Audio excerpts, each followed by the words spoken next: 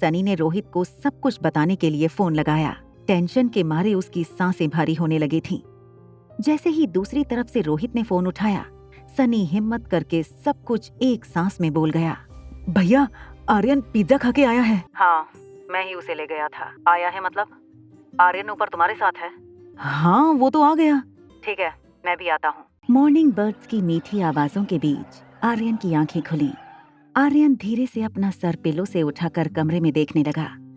Reading table पर Rohit laptop पर रोज की तरह अपने मेल्स चेक कर रहा था। बस आर्यन पहले की तरह नॉर्मल हो जाए। डॉक्टर अग्रवाल का कहा सच हो। वो बस आर्यन का एक फेज हो जो निकल गया हो। Good morning dad. Good morning Aryan, चलो नाश्ता कर लेते हैं, फिर तुम रेडी हो जाओ, टीचर आने वाली होंगी। आर्यन हाँ में सर हिलाकर लिविंग एरिया की तरफ जाने लगा। रोहित की नजरें अब भी आर्यन के बर्ताव पर थीं, जो अब बिल्कुल पहले जैसा हो गया था। Manali city area. इस बीच कामिनी तेज कार चलाकर किसी का पीछा कर रही थी। थोड़ी थोड़ी देर में मुड़ते रास्तों पर बेपरवाह होकर कार चलाना खतरनाक हो सकता था, मगर कामिनी को ये फिक्र थी कि कुणाल उसकी आंखों से दूर ना हो जाए। कामिनी सुबह 7 बजे से कुणाल के घर के बाहर अपनी कार में कुणाल के निकलने का इंतजार कर रही थी। 9 बजे जैसे ही कुणाल निकला, कामिनी उसका पीछा करने लगी। बर्थडे पार्टी के बाद ना तो कुणाल कामिनी का फोन उठा रहा था और ना ही कॉल बैक कर रहा था। कामिनी को कुणाल का ये बर्ताव बहुत अजीब लग रहा था, इसलिए कामिनी कुणाल का पीछा करके पता करना चाहती थी कि आखिर कुणाल कहाँ और किसके साथ बिजी है।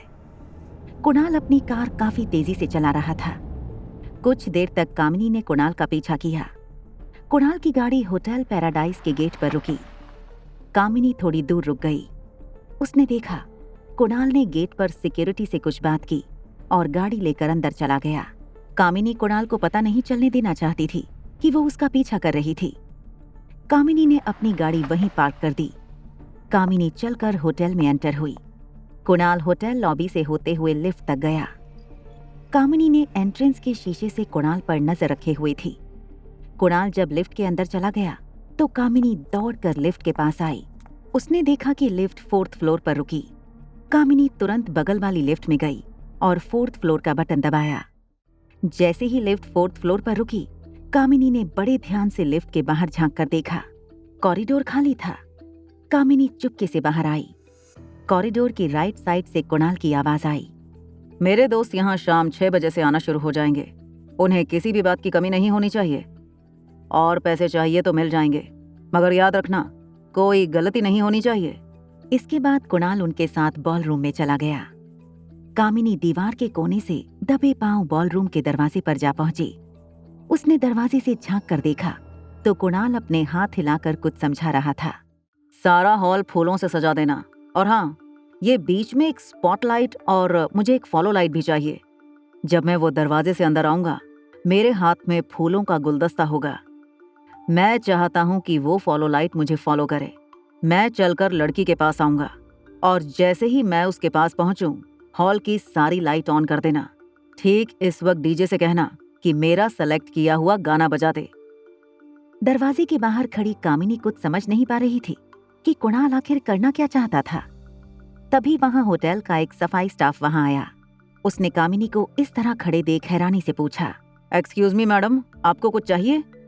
कामिनी घबरा गई, कहीं कुणाल को उसके बारे में पता ना चल जाए।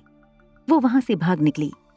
सफाई वाला उसे आवाज देने लगा, अरे मैडम, क्या हुआ? क्या हुआ मैडम?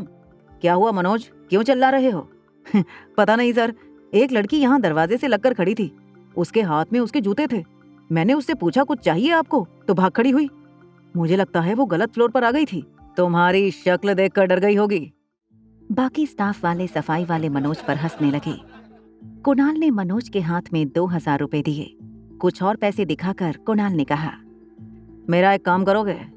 अगर काम हो गया तो और 2000 दूंगा।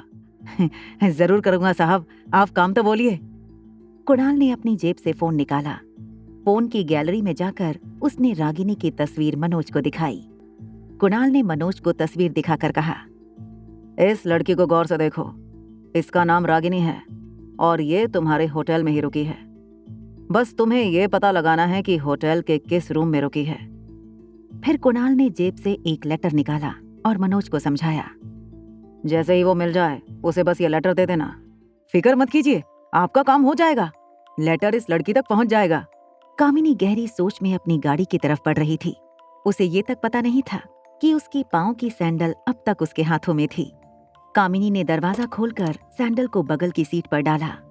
वो जैसे ही गाड़ी में बैठी उसने देखा कुणाल अपनी गाड़ी में तेजी से होटल पैराडाइज के गेट से निकल रहा था। कामिनी तुरंत स्टीयरिंग व्हील के नीचे छुप गई। उसने कुणाल की गाड़ी को आगे निकलते हुए देखा। कामिनी समझ नहीं पा रही थी आखिर कुणाल ये सब क्यों कर रहा था और किसके लिए। कुणाल ने गाड़ी में तेज म्यूजिक लगाया हुआ था। वो अपनी जेब से फोन निकालकर एक हाथ से ड्राइव करते हुए एक हाथ से मैसेज टाइप करने लगा। ठीक शाम 6 बजे होटल पैराडाइज के बॉलरूम में पहुंच जाना। कुणाल ये मैसेज अपने नजदीकी दोस्तों को करने वाला था। वो चाहता था कि वो अपनी नई खूबसूरत दोस्त को अपने सारे फ्रेंड से इंट्रोड्यूस करवाए। गाड़ी चलाते हुए मैसेज भेजने वाले कुणाल को ये पता नहीं चला कि कब उसने गलती से ये मैसेज कामिनी को भी भेज दिया। आगे की कहानी जानने के लिए देखें अगला एपिसोड सिर्फ पॉकेट एफएम के YouTube चैनल पर। और एक लड़की को देखा तो के सारे एपिसोड को सुनने के लिए डिस्क्रिप्शन में दी गई लिंक से डाउनलोड करें पॉकेट एफएम ऐप।